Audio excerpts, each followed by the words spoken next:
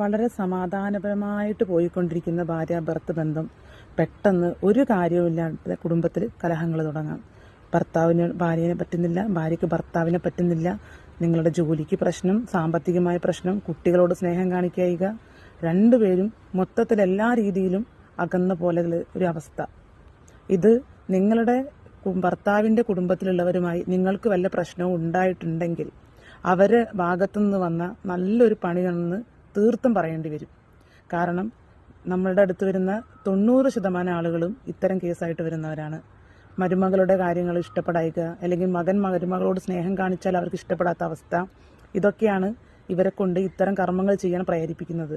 സ്തംഭനമോ മാരണമോ അല്ലെങ്കിൽ എന്നേക്കുമായിട്ട് ഈ ബന്ധം വേർപെടുത്താനുള്ള കർമ്മങ്ങളോ ഇതൊന്നും ചെയ്യുന്നതിന് ഇത്തരമുള്ള സ്ത്രീകൾക്ക് ഒരു മടിയും കാണില്ല.